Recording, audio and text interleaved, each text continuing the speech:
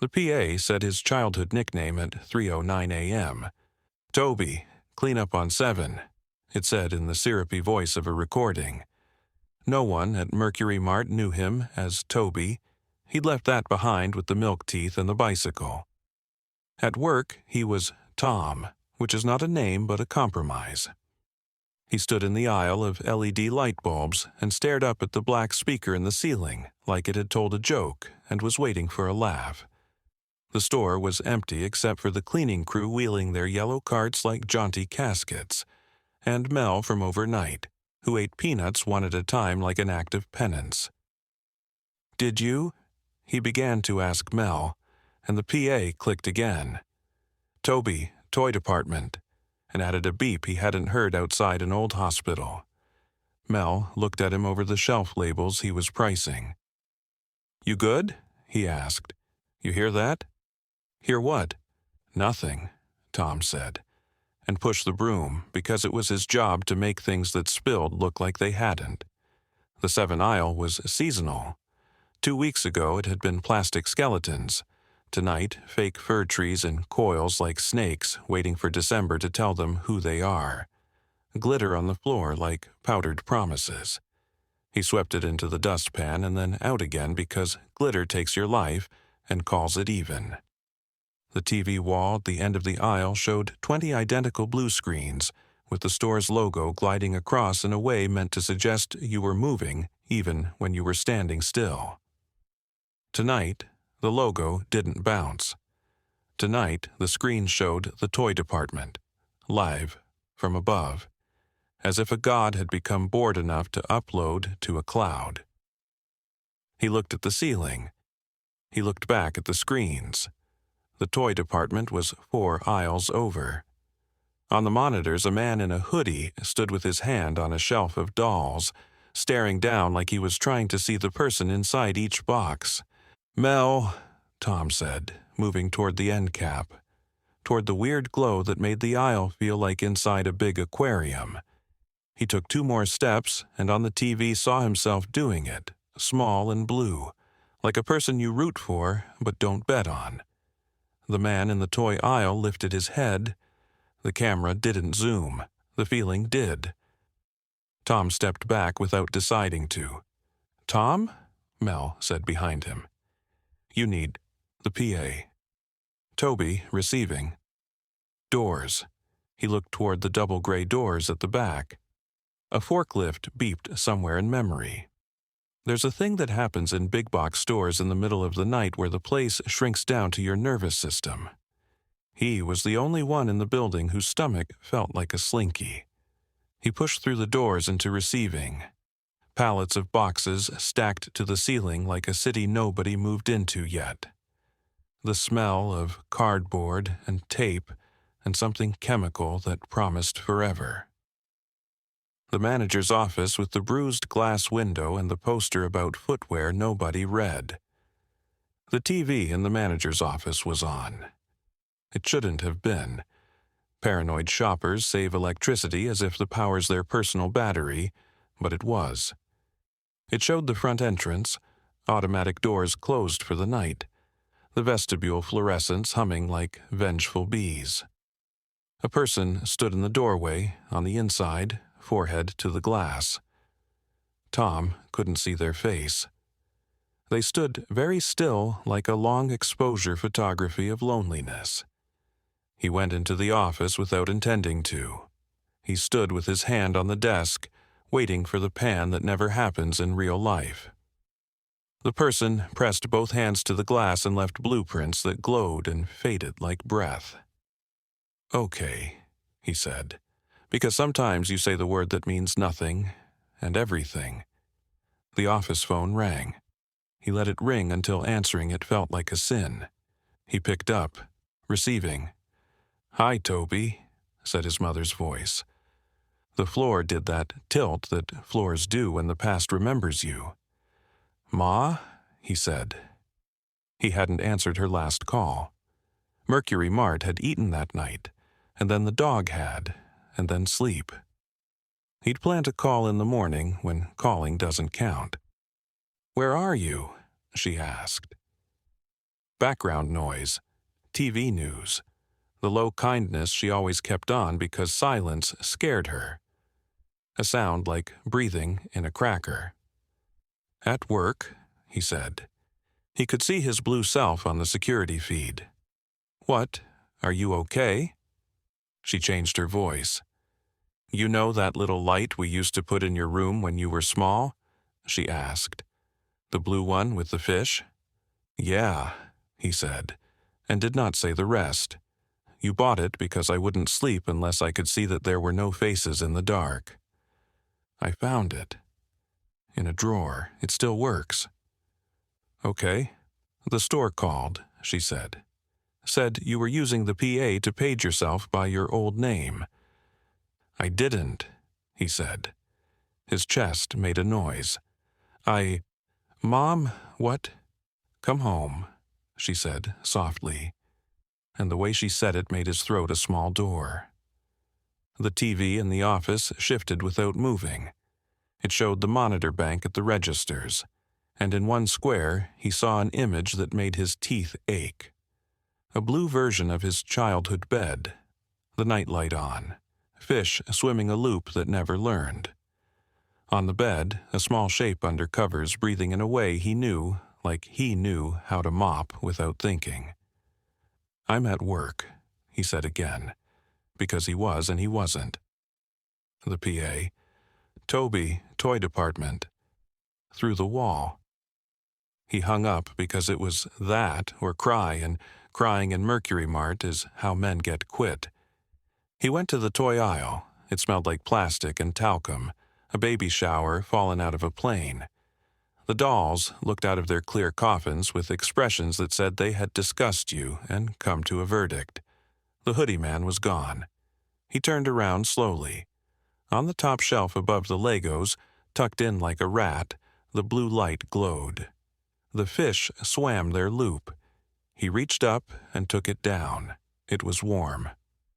"Boss," Mel shouted from the front. "We got somebody." Tom tucked the nightlight under his arm like a football and jogged. He passed the TVs. They showed a different store, one where everything was off, and only the emergency lights made small islands. He hit the tile at the registers and saw the person from the vestibule inside the store now, standing between the gates that open when the theft alarms go off. The way you stand with your arms out when someone tells you they'll search you without doing you the courtesy of touch. "Sir?" Tom said, although gender seemed like a guess. The person turned their head. Their face was smooth in a way faces aren't unless you sand them. Blue light made their eyes look flat as coins. "We're closed," Tom said, feeling ridiculous. "We open at 6. The person lifted one hand. The fingers were wrong by 1.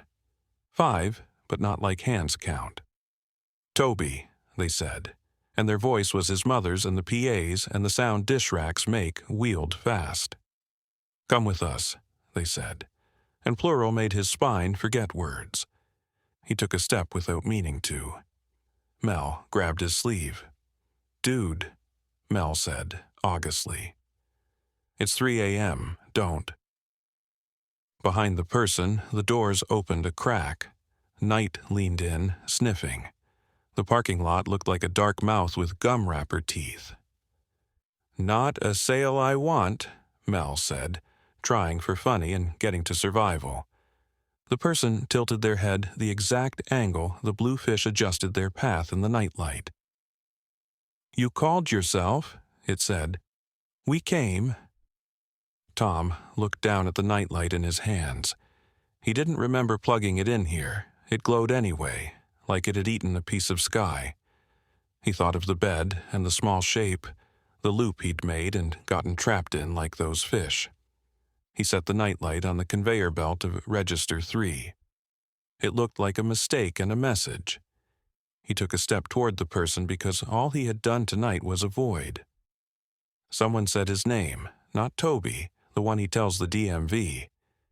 It was the manager, Nancy, hair in a clip she believed in. She had come in early because that's what Nancy did. She came in early and made the store be a store. "Tom," she said, in a voice that could cut wire. "Back room, now." He turned like he'd been slapped with a policy. Nancy looked at the person and narrowed her eyes the way the best managers try to figure out whether something counts. "We're closed," she said in her mother voice, which is both her worst and best. The person stood perfectly still for a long beat. Then it smiled with its eyebrows and turned and walked through the gates and into the doors, which opened like they would for a real person, and went out into the parking lot, which received them like a trick. The lights in the vestibule flickered once. He let Nancy look at him. He did not explain. She did not ask. They stood like two bad actors in a play better than both of them. In the office, she said, "You good?" And he nodded, which meant, "I am not going to ruin your morning." She drank coffee like a small confession. "You should go home," she said. "Clock out, sleep." "I'm on," he said, "because loyalty to big boxes is a cult you join without the robe." "You're not now," she said, typing and making it true. "Carlos is on. You go." When he crossed the vestibule, the glass was cold under his palm. 2 blue handprints were there, fading slowly. He put his own up beside them. For a second, that child's breath again, in, out, shallow, steady. The fish swam. He wasn't holding the nightlight, but he could feel its heat in the tender crook of his elbow, and wondered if he'd carried it there with his arms when they were small. Outside, the parking lot glittered in that sad way parking lots do right before morning. His car was a dent with ambitions. He got in and sat. He did not start it. He just let the heater aim at his legs and thought about fish loops. He called his mother back. She answered on the first ring, and he was so surprised he forgot the script. "You okay?" she asked, and he said, "Yeah," which for once meant maybe. "Come for breakfast," she said. "I have that cereal you like," which is the sweetest lie anyone can tell. He went. On the highway, dark rolled back an inch. The sun made a promise in the rear view it hadn't decided whether to keep. In his back seat, his work vest glowed faintly, that blue the store had picked to make people think water is calm. In the pocket of the vest, something glowed too. He reached back at a light and pulled it out. The nightlight. He had left it on the register, but here it was, warm. He held it like a delicate animal. The fish swam. The loop looped. He put it on the passenger seat. "Okay," he told it, "and if you want to know whether a person is crazy, see if they talk to their nightlight at dawn." He went to his mother's house. He ate toast with the wrong cereal that tasted like the best cereal. He fixed the hinge on her pantry door and pretended he hadn't cried into the sink while he was doing it. He left the nightlight plugged into the wall socket next to her freezer, where it cast thin fish across the tile. "Keep her company," he told it, and it hummed in that way electronics hum when you make them responsible for someone else. Back at the store, on the board by the time clock, someone had written in dry erase, "Blue light special. 1 night only," and someone else had drawn a fish. Sometimes now, on dead nights, the PA calls for Toby. Sometimes the TVs show not the store but a room where someone is small. When it does, Tom stands and watches, and then goes to receiving and puts his hand on the desk and waits for the phone to ring. When it doesn't, he goes back to sweeping glitter. And sometimes when he's locking the doors at dawn and the sunlight hits at the angle that turns floors into oceans, he sees, for 1 second, a person in the vestibule on the other side of the glass, hand up like greeting or warning, and hears his mother or Nancy or his own years say his name in a voice that is none of them and all, and he says, "We're closed." And it feels true and not, and either way he goes home and sleeps with the lamp on.